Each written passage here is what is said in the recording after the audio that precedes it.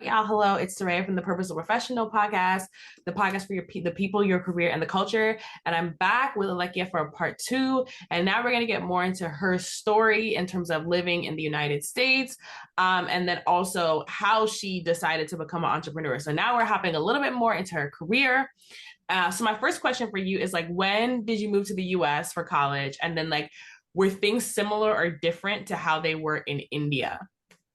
Yes, this is a really good question. I actually moved to the US for college in 2020, so August of 2020. So that was Mm, a crazy time back then. We were kind of in the thick of COVID and election fever, etc. I think it was actually roughly around the same time as it is right now, except 4 years ago, which is crazy to think about. Um, but I guess because of how globalized the internet is, a lot of the underlying issues that existed, especially mental health wise, were similar because, at least in my high school, a lot of the media consumption was the same, a lot of the interactions with social media were the same, etc. But what really differed to me were the societal responses to these things. So, what I noticed very quickly about the way that society as a whole in India treated mental health was like it was a weakness. And, the way that they positioned it was that it was almost a bad thing for you to get caught up in something that could detract you from your work or your intellectual abilities, etc. And that was really interesting for me to, I guess, shift over to the US and realize that there was so much more of an emphasis placed on having these discussions, destigmatizing these conversations, and honestly, even accepting them as real in the first place rather than quote unquote like a first world problem or a superficial issue that was quickly dismissed. yeah. I think that makes a lot of sense too. I think one of the things that I understand about mental health is that it's so culturally dependent on how we see it. And I think that moving to a new country can open you up to the fact that, oh, well, mental health isn't some like, mystical thing that's come to ruin my life. It's something that needs to be maintained. I've spoken to people who have talked about, mental health being over spiritualized in their culture or different things. And really, mental health is a portion of health, it's a dimension of health. And because we're socialized against seeing it that way, a lot of us have to do the work later in life, even those that are American, but the daughter of immigrants, or we still come from that background where it's like this stuff is shamed and not spoken about. We have to do the work. Like, we have to do the work later on in life to understand, okay, going to therapy is maintenance. It's not I'm crazy. It's not like, oh, so there's something wrong with me. Like, no, I'm trying to maintain myself, my sanity, which is why I go. So thank you for talking about that and discussing a little bit of that. So what did your experiences in college teach you about moving a bit forward, womanhood, like beauty, and existing in these spaces as well? Yeah, I think that's especially an interesting question, also given like my collegiate background specifically. Mm-hmm. So going to specifically like Wellesley College, I was surrounded by a community that had no cis men, which Oh, was wow. a really fascinating experience for me because that was not one that, I had ever even remotely grown up near. So I think the way that I began to interact with like womanhood and beauty and, societal standards was very different because the way that a lot of the students on campus were comfortable expressing gender, did subvert a lot of the norms that I had grown up believing, were how people did and did not present themselves.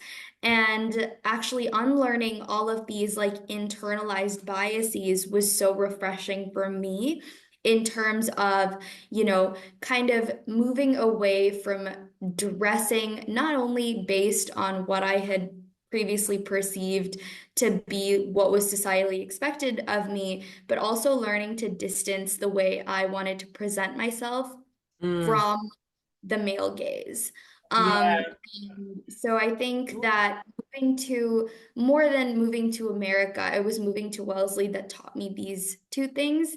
And I think the Mm. second thing was growing up, I had never considered myself a woman of color because when I grew up in India, I was just Indian. Like I was Yeah. not and I was not like Asian. I didn't have a broader umbrella term for myself.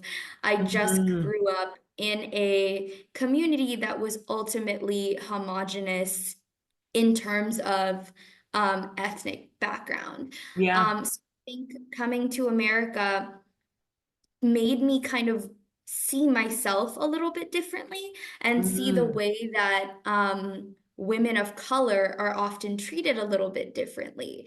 And it taught me things like quote unquote being a strong personality and how that, is not only weaponized against women, but then additionally weaponized against women of color. And I think this kind of relates to the conversation we'd had about AD, and about how she had to present herself a different way during Love is Blind because she knew that she had to subvert a trope that Love is Blind would give her as a Black woman. And I think coming to America made me realize that when you are not a typical either cis white woman or cis white man, you then need to be placed into like a bucket or a category Mm. in Yeah. order for people to interact with you better. So I think it definitely taught me a lot about the way that women of color are perceived, the way women of color present themselves, and how that interaction works together to kind of demonstrate beauty standards. Yeah, no, I love that. And I love the nuance. Like I always say, I feel like your Wellesley education gave you like the nuance to talk about things that I think that a lot of us are just starting to talk about. Like number one, you're talking a lot about decentering men. And that's a controversial take because now it's a TikTok moment, right? Oh, decenter Yeah. men. But for some of us to survive, to succeed, to become the women that we are, we've always decentered men. It never occurred to me as a woman to center a man in my life ever. Mhm. And Mhm. when I heard it, like women were going through this existential crisis at 30 or 40 about like, oh, we'll finally decenter men. I was like, oh wow, I've always decentered men because Yeah. for me, my eye has always been on the prize, which is like I want the most fulfilling life for me. And Mhm. that requires sacrifice, that requires separation, that requires cutting people off who don't align with that. Like, so I've always had that mindset. And I think it's wonderful that you understood that and saw that. But you also talked a lot about like and hinted at desirability and essentially like desirability politics, right? When we are women of color and people of color, we have to fit ourselves into the box. And then when you don't fit into the box, it's a lot. You don't have as many friends because you don't fit a friendship aesthetic. Mm-hmm. You Yeah, may no, not. it's interesting. Oh, I'm so sorry. Yeah. No, jump in. Jump No, in. I was gonna Yeah. say it's interesting that you mentioned desirability politics because you're so correct. That was Mhm. another, I guess, like culture shock for me. Because growing up, I could very easily be like, oh, if someone doesn't find me attractive, it's because they maybe don't like my personality or just like it's a Mm. personal preference. And then I came to America and I was like, damn, do they not like me because they don't like my personality or appearance, or do they not like me because I'm Indian? And that was the first time Mm. I'd have had to like even think about a question like that because I'd never really thought about the way that me being brown interacted with my desirability. But yeah, Yeah. no, you were talking about friendship politics. Yeah, no, because listen, like we as a society today, when we choose friends, when we choose people, they come with an aesthetic. They come with a like, this is how I want my friends to look.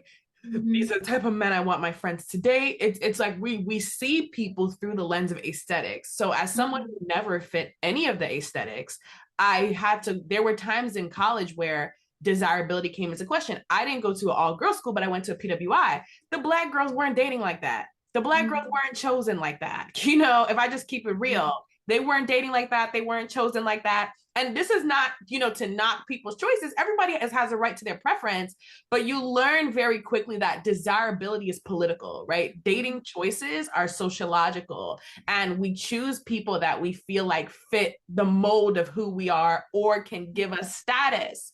So I think that when you come across as, and many of us at that age are finding ourselves, we're trying different styles, we're trying, you know, we're trying different careers, we're trying different internships, we're trying to put hats on, but there's this pressure like to fit that box. There's this pressure to fit that mold. And I'm glad that you saw that, because I think, like I said, I'm seeing women 40, 50, 60 waking up and saying what you just said, you know? And I'm not saying that it's too late by them, but it's like, damn, like, why didn't you know earlier to not Yeah. let certain opinions dictate how you live your life? And is it a lonelier path to decenter certain things? Absolutely. It's not common, it's not mainstream, but your mental health will be better, right? And when you finally do find relationships and friendship, etc., they'll be more aligned. So what I've come to realize is everything that you learn is like parallel in my journey. Even though I Mhm. wasn't in a woman-centric space, I still had to learn to be proud of myself as a woman and as a woman of color and as a Black woman. And that took time.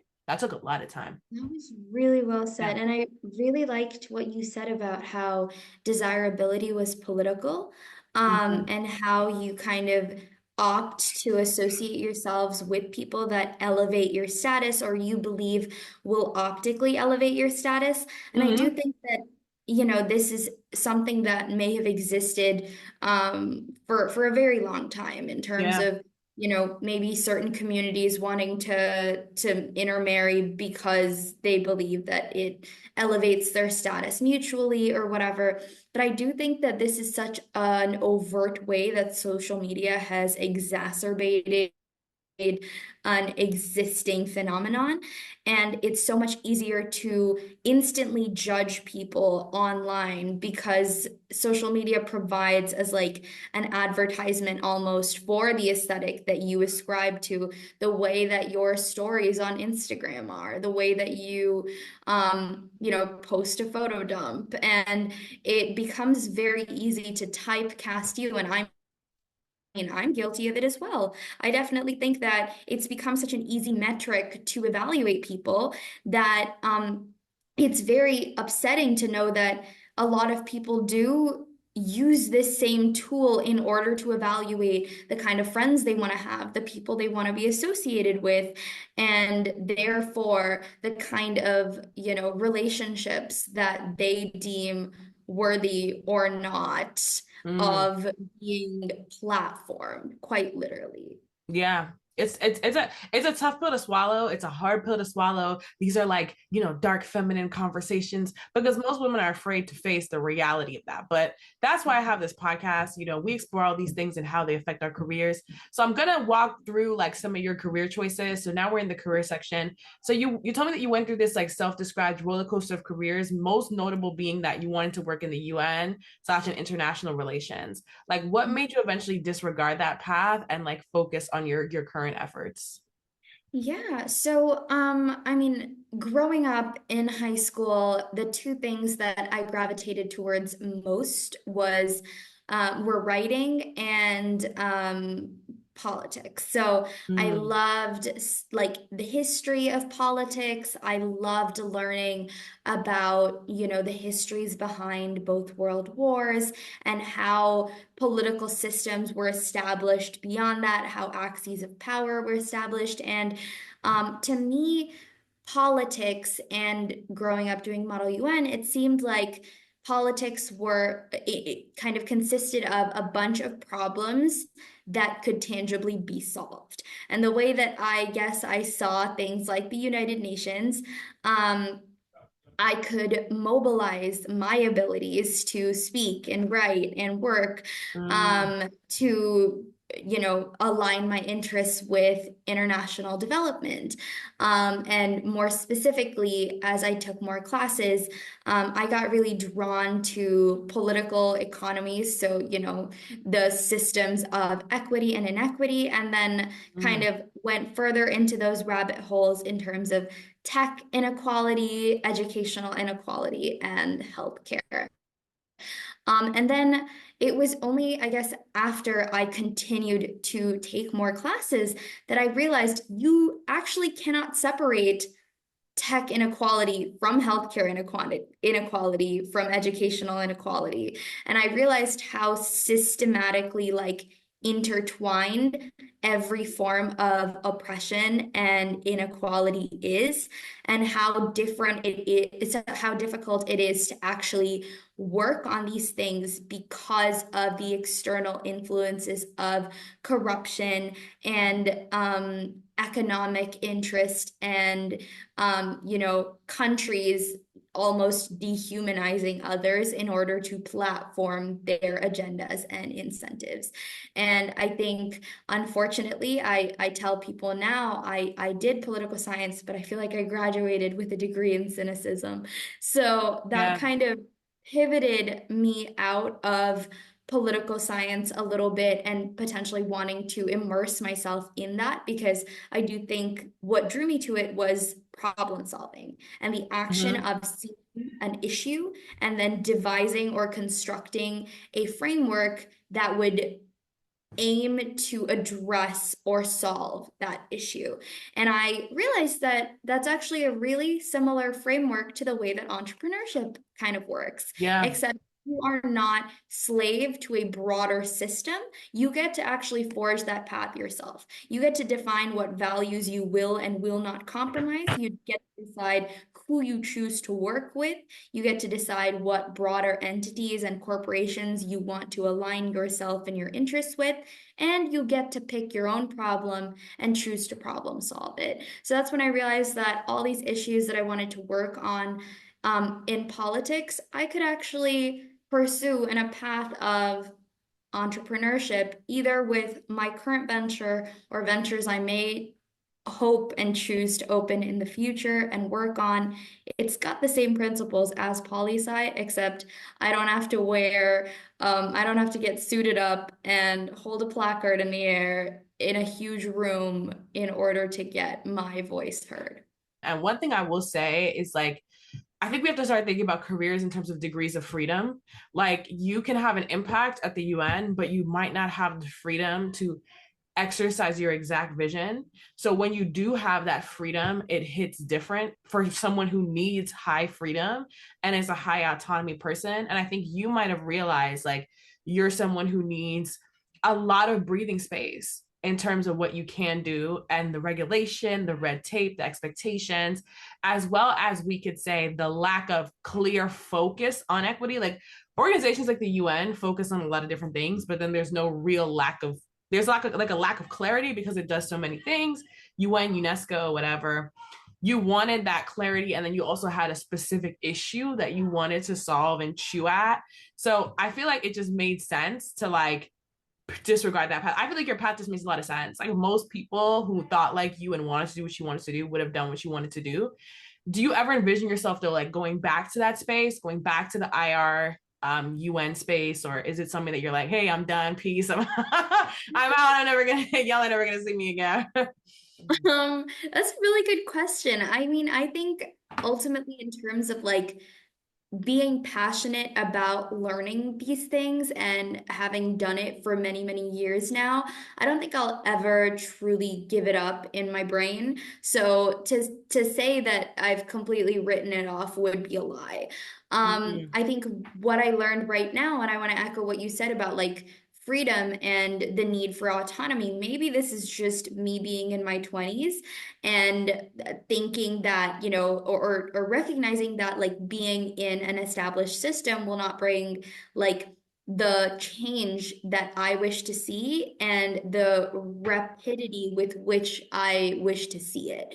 And so, I mean, I wasn't turned away from politics and IR because I didn't want to work on it more. And I actually think I'm still very, very interested in specifically healthcare policy. And then more specifically, doing more research on non-communicable diseases in the global south. But it's interesting because the more that I looked into that as well, I realized a lot of the funds or the budget allocations for non-communicable diseases with established systems and maybe government organizations tend to not spend as much from if it's being siphoned in from the West on issues that cannot be quickly sensationalized. So it's just less, it's less glorifiable if you're supporting 10 people on a ventilator than it is if you're supplying aid for 1 million people with malaria. And so, but it was interesting looking into this further because I could either tackle this from a policy perspective and, learn more about healthcare policy, et cetera, really, really get into the nitty-gritties. And I could actually enact change by understanding impact venture capital allocation. So this would marry once again the interest with entrepreneurship. So I don't think I'll ever go back into pure politics and political research, but I do think that I would like my entrepreneurial journey now to shape the way that I interact with impact and hopefully align both politics and a broader political focus with either venture capital or a startup in the future. No, that's great. I just hear the same things from founders because it's like when you take that journey and you take that leap, especially as young as you took that leap, I think it shapes you and molds you and makes you see things differently. And from there, you understand like more of who you are and more of what you're called and destined to do. So my next question for you is like some way, somehow you decided to take all these formative experiences we've talked about last episode and just become a social entrepreneur. So tell the audience about Ameliore. Like, what was the trigger moment for you that made you realize, like, hey, I need to start this business? It's not a want, it's a need. Like, what was that moment for you? Yeah, that's a really good question. I think, and I've called it this before, I think of Amelior as my baby.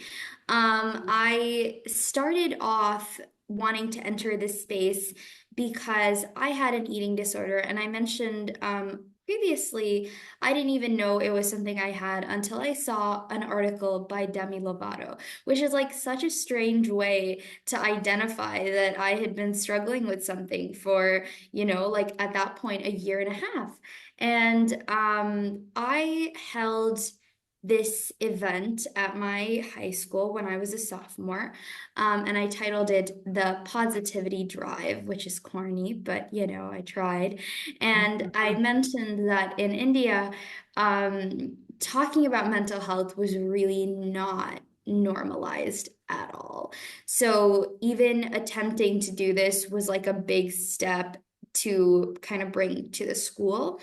And I asked if I could hold a panel where I reached out to a couple of different students who were interested in talking about like depression, anxiety, gender and sexuality, and a bunch of other conversations that we do have in the US, but were at the time quite stigmatized in my school. And what I brought to the table was talking about eating disorders. And we had these long conversations. And at the end of the session, I received 7 texts from 2 guys and 5 girls, either in my grade, 1 year below or 1 year above, that thanked me for having spoken about my experiences because, they had eating disorders and they hadn't been able to talk to anyone about it.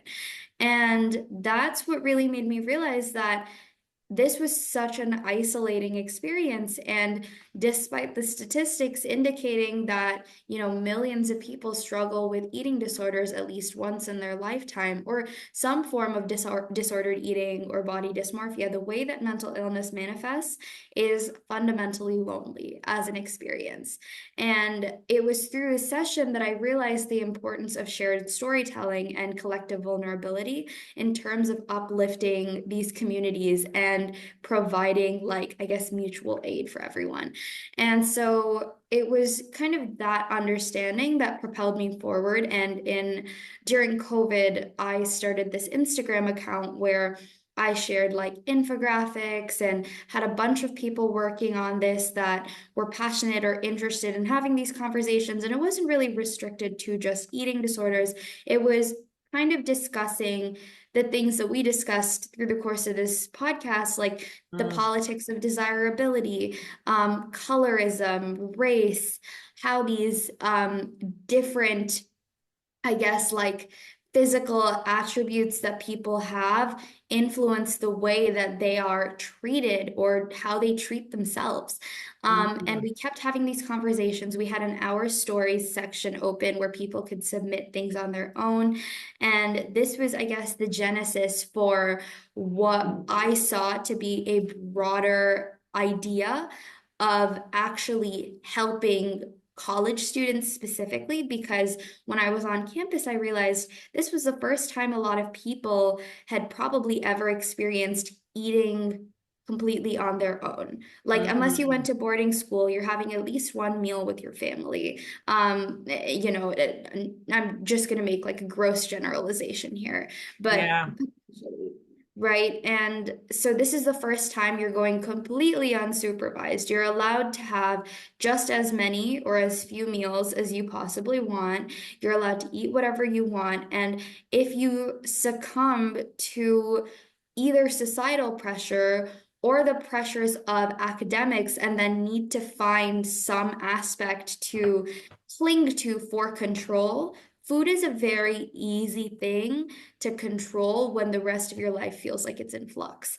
And I realized that a lot of people who either may have had eating disorders were relapsing, and a lot of people that had never encountered this were now falling prey to harmful rhetoric like, oh my God, I've only had a ginger ale the whole day, or, blah, blah, blah. Yeah. And people had it kind of instilled in them to interact with food as if it's something they should be fearful of. And so it was the understanding from high school that eating disorders, body image, and these conversations manifest in a way that makes you feel like you're alone in this experience, and also recognizing the statistics of eating disorder increase in men and women, and the lack of literature in terms of explaining the queer community, the gender non-conforming community, etc., that made me realize that I want to work on something that can tackle both issues. Yeah, I just think you're spot on as well about the college situation. You're spot on with that, because one of the things that I realized is college is a hotbed for eating disorders. And a huge part of that too is also because of the food insecurity that certain students experience. And watching your money, or you don't want to use too much of your dining dollars. That's what they called it at Penn, dining dollars. You don't want to use too much of your or what was it called, Penn cash? Yeah, we had dining dollars and Penn cash. We had some weird like we had some weird contraption. Yeah. There was dining dollars and there was Penn cash for some reason, and the Penn cash wasn't the dining dollars. But anyway, you don't want to use up all your dining dollars, but it can quickly become like, oh, I don't want to eat too much because I am aware of how people see me in this space, and I'm already hyper visible by my skin color, whatever other reason. And if I get fat, I don't know if I can handle that. Times like we can mask it by, oh, I'm trying to be fiscally responsible. I'm not trying to spend too much money, whatever, whatever, whatever. So I think all the issues that college students have around food, whether it's like food insecurity if you don't budget and spend well, or even like not wanting your eating habits to make you hyper visible through weight gain. We hear like the freshman 15. I'm sure you've heard that. some people say the sophomore 30, like there's always this like, oh, like you're gaining weight again. And it's this pressure that people feel. So I totally understand what you're saying. And I think you're spot on with that. I think you're spot on with that college approach. And I also like that Ameliore started as a social media page, because some of the most transformative, I would say, social enterprises and nonprofits that have come out of the last 5 years have started from social media pages. One of the most successful being Black Girl Environmentalist, Mhm. which started as a social media page, and now the founder's Forbes 30 under 30, and she's doing big things. So I think that I always say like big things start small, and I think you testing the market, seeing what resonates, and building on that is always a really great strategy, A in my hundred opinion. percent. No, Yeah. I fully agree with you. And I think it's interesting that you also, I want to draw back to just your comment about food insecurity, and those additional factors, because Wellesley had an unlimited dining plan. So we didn't have dining dollars. And I think it was Mm. interesting because I actually conducted a little bit of research my senior year about the way that eating disorders manifest in students who come from low socioeconomic backgrounds. So I, conducted some of this research, and I learned from a couple of students that I interviewed that the way they interacted with an unlimited dining plan after having had access to not as much food growing up was they came into freshman year most kind of gaining a binge eating disorder, and then had to combat that with the shame they experienced and the guilt they now felt for eating too much. From going from, oh my God, I have to, max out on this opportunity, to then, succumbing to uh, kind of this guilt and fear of how that would make them look to everyone else. And then they oscillated to this extreme restriction and more anorexic habits.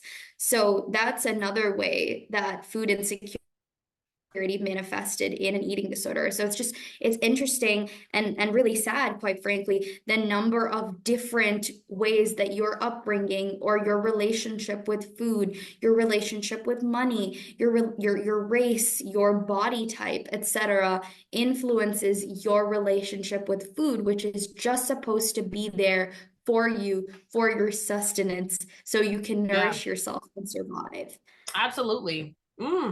Yeah, facts. I agree with everything you said. So, one of the things that you said to me is that you want Amelior to help people view the lens of eating disorders from broad to personal. But I know you also want to blend this unique mix of technology and advocacy.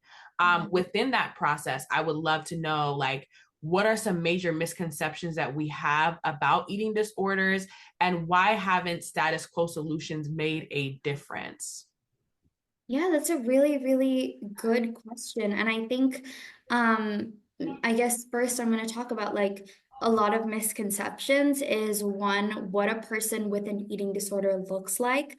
Like, I Mm, think going back to pictures of myself when I had an eating disorder, I'm not sure the average person would have been able to tell A, that I had one, B, the severity of it. So I think the way that that manifests is often very, very specific. And two, that eating disorders are about weight. A lot of the time mm, they're about control. And again, the problem with this literature and research is it's constantly falsified, and there hasn't been enough on a broad enough range of communities to, accurately say that this is true and this is false.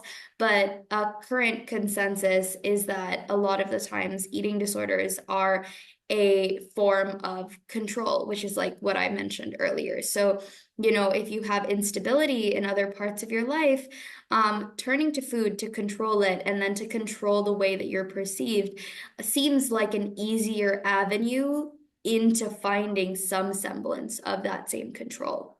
So those mm. two, I think, are the two biggest ones. And another thing that I realized is that eating disorders often do not exist alone. The Yeah. the incidence of what is called a co-occurring disorder is very high. So Mm, eating disorders can exist with substance abuse issues, right? Mm, People literally from freshman year, I remember, learned very quickly that if they don't eat dinner, they can pregame faster because they get drunk quicker. And it's mm. this kind of Oof. logic and rhetoric that you hear among, some of the smartest people that who are like, don't really see the long-term implications of this, where they're like, oh my God, I didn't have any dinner and so I can just drink 3 shots and we can get going, and Oh my that God. leads into future conversations about harm reduction strategy and then potentially even substance abuse issues that are intrinsically interlinked to say, oh my God, I'm gaining X calories if I have Y amounts of alcohol. Let me continue to have that and take away from the caloric intake of lunch, right? Mm, And so that's substance abuse. There's OCD and compulsions that are either pre-existing or created when people engage in eating disordered behavior. There's yeah. anxiety about the way you're perceived, anxiety about having eaten too much, anxiety about having gained 0.1 pounds. There's depression about the same thing. So I think that that was another thing that I realized is that they just don't exist alone. And much like how I realized that often systems are intertwined, mental illnesses are once again very, very hard to separate from each other unless you seek to solve the root causes of each issue. So I think that answers the first part of your question. I'm sorry, can I ask you to repeat the second Yeah. part? So the second part is why do you think status quo solutions why do you think they haven't made a difference? I feel like saying that they haven't made a difference would be harsh because I know a lot of great work being done, not only in the eating disorder space, but in general. Hmm. But I actually think this would link right back to the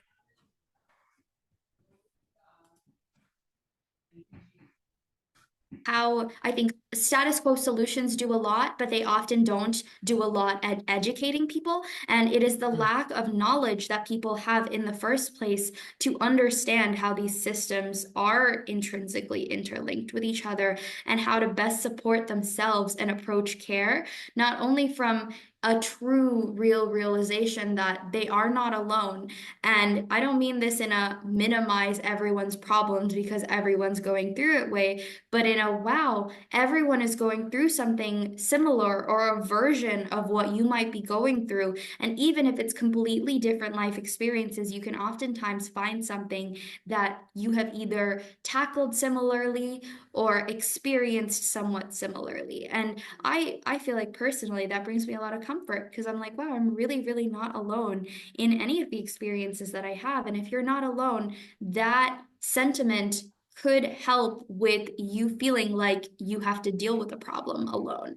And I think that not enough solutions emphasize collective care. Yeah, it's one of those things. I understand what you're saying. And I think that number one, you're thinking of like the comorbidity of it. Like, what are the other issues that align with this eating disorder issue? And I think that that's so unique because you're right. Like, people glamorize disordered eating in certain spaces. And those are often the spaces where, if we can think of it, right, if you're not feeding your body food, you're feeding it liquor, you're feeding it drugs, you're feeding it other things to give you that energy boost. So I think that you're really thinking very critically about, okay, like what is the ecosystem or what are the other things outside of eating disorders that produce this effect?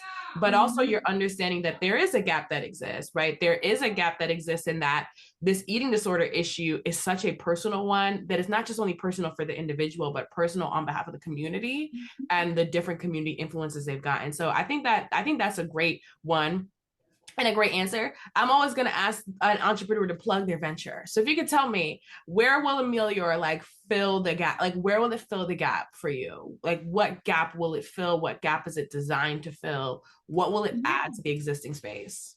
Yeah, so I love that you use the word gap because that's also one of these things that I had to use a lot in political science. We would talk Mm, about like knowledge gaps or policy gaps and the solutions and frameworks that you would want to implement to address those gaps. And it's interesting, once again, to find that parallel between entrepreneurship and the way that the social sciences work.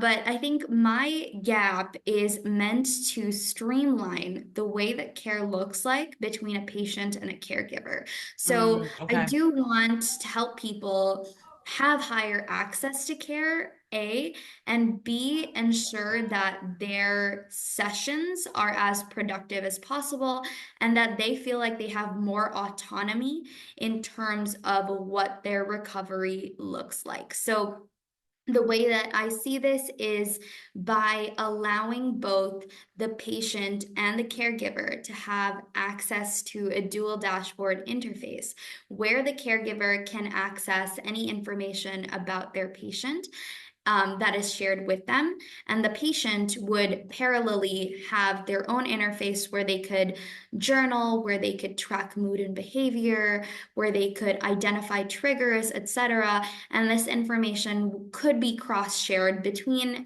the caregiver and the patient, and we would streamline their experiences to better fit with, say, for instance, are they more comfortable talking to another woman of color?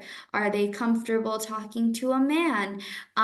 Do they want some other tags in order to come into the experience with a certain level of comfort? So they can filter for things like that. They can filter for which places take their health insurance. So I am just really trying to make this experience as easy to navigate as it possibly can be, because I know even seeking care is so difficult as a step, because even that requires a certain degree of recognizing that you have a problem in the first place. So, and that's difficult. I mean, I know personally, if there were points in time in college that I felt like I was struggling a little bit and wanted to talk to someone, the process I had to go through, if it seemed a little too difficult to get in touch with a therapist, my brain would just shut it off. I would be like, you know what, I can't do this. Where I would have a burst of motivation, but then if it took more than 5 steps, where I had to get in touch with Wellesley's, mental health center, then they had to connect me with someone external. That person had to like set up an appointment with me. This whole process is time consuming and it's really, really draining in terms of your ability to keep that emotional energy. So I wanted to create a platform that would increase speed, efficiency, and the rate of communication, as well as giving you autonomy, and simultaneously holding programs and keeping the social media alive that fostered this sense of shared storytelling and collective vulnerability.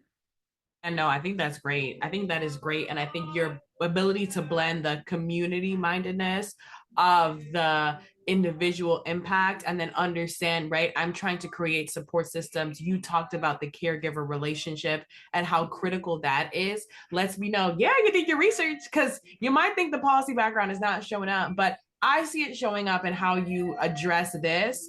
And I do hope that Amelior will succeed and not only be able to produce something that is technologically sound, also, contributes to the social determinants of health, but also understands deeply how policy intersects with this aspect of healthcare and can make that difference. So my last question for you, my final question, I always like a forward thinking question for my guests. So my final question, and I believe in manifestation on this podcast. That's one thing that I believe. I've spoken things on this podcast that have happened in my career, and I encourage people to speak things that represent their highest goals and ideals and what they want to happen. So when Amelior succeeds, what societal and cultural impact will it have on how body image and eating disorder cases are treated for young people and young women especially? That is a really good question. I think I obviously have a lot that comes to mind. And I think actually first, if when, you're right, not if, when Amelia succeeds, I actually want to first even address the fact that I don't want this to just treat young women. And that's another stereotype, that eating disorders aren't something that are you know, potentially just as prevalent, but manifest differently in men and individuals across the gender spectrum. So I would want that to be something that people learn and understand and deconstruct, that like a gym bro that lives off of creatine might actually have muscle dysphoria. And that is another eating disorder as well. So I would first like people to recognize the wide range in which people have these problems, and even for people to maybe recognize that their relationship with food is meant to sustain you. It is meant to nourish you.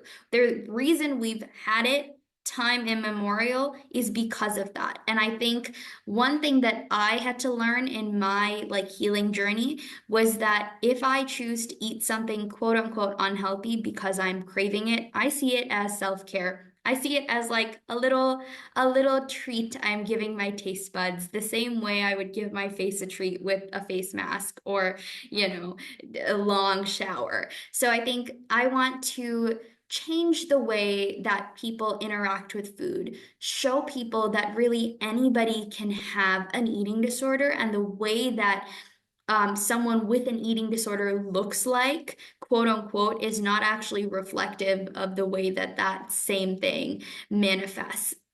And I also, in terms of the way that it's treated, I want individuals to realize that they do have autonomy in terms of what they choose to do and what they don't choose to do.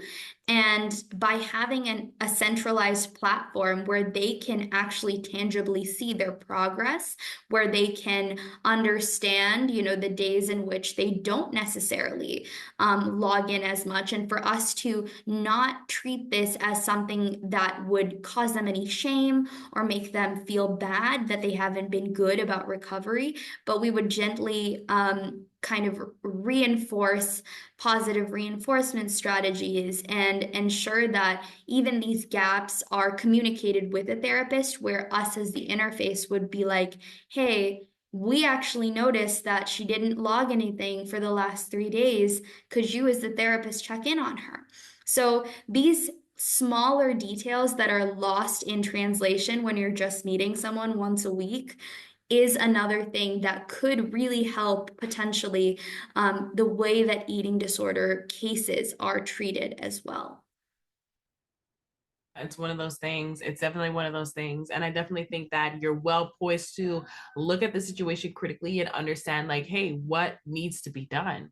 What really needs to be done? And I love the fact that you also pointed out that men do suffer from eating disorders, because they do. And it's not a conversation that is commonly held, because once again, it goes back to traditional notions of masculinity. Why should a man 100%. care about his weight, as if men are not human beings too? You know, so I do think in that way, we can throw around toxic masculinity, whatever, but it's more so like limiting masculinity. It's like how masculinity limits men into defined roles emotionally, into defined ways of showing up, and a lot of them are hyper aware of how they're seen. So yes, a man can have an eating disorder, and I love the fact that you're like, Amelior is not just for women, it's for everyone. And that's really the goal, to create a space where everyone feels like they can get that help.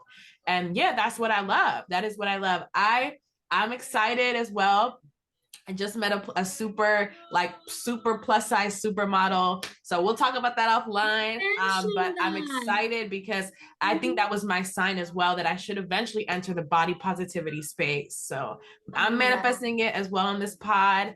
But yeah, I think we need more of us, especially those of us who have suffered at the hands of this system, to step up and to step in and to Mhm. go come into this space and from different angles and really figure out how we can make a difference. So thank you, Alekhya, for inspiring me, the guests. I'm excited. I'm excited for the future. I'm excited. I'm optimistic. I am so optimistic too, and I really want to just real quick, kind of like snap the limiting masculinity comment, because Yeah. oof, that was so good. You're right. It is easy to throw about, you know, around the word toxic masculinity. You're absolutely correct. But what we don't talk about is that limiting value that masculinity kind of forces, once again, just like how we talked about buckets and aesthetics and the way that people need to interact with other people if they conform to certain standards. Masculinity manifests in that exact system where you need to present yourself a certain way in order to conform to the idea of masculinity. So, really, I love that. I'm going to start using that now. So you've changed my Yeah. life phrase. I feel like we can go we could go on and on and on and on and on. And I feel like we need some class for my YouTube channel where I go into these things a little bit differently Yes. because I have a more culture focused platform. This is more career focused. But I do think, yeah, it's limiting. Like masculinity is limiting to men. And I think as women, we can empathize with men and understand masculinity is limiting to them. It limits their emotional expression. It limits how much they feel like they can show up in their relationships emotionally. It limits how they interact with other men. It almost serves as a limiter. And I wouldn't say femininity serves as a limiter. I would say femininity serves as a guideline, and masculinity as a limiter. So what I mean by that is that femininity prescribes people to like be this, do this. We want you to be this type of person. Like there's a recommended way a woman should be. But as a man, it constrains them. It's like, don't be too emotional. Don't be too soft. Don't be too, there's this like constrained aspect. Don't fall too in love with her. There's this constraining that I noticed with masculinity that I think femininity is more of a like, we want you to do this, we want you to do that, we want you to be this. But with masculinity, it's like, don't be too this, Yeah. don't be too emotional, right? Mm-hmm. Mm-hmm. Mm-hmm. 100,000%. That was really well said. Yeah. All right. All right, Alekhya. Thank you. Everybody, this is Soraya. This is a podcast for the people, your career, the culture. Yes. And we're back, y'all. So thank you. Continue to subscribe, follow the podcast, like, support. All right, y'all. Take care. Bye. Bye. Ooh, okay.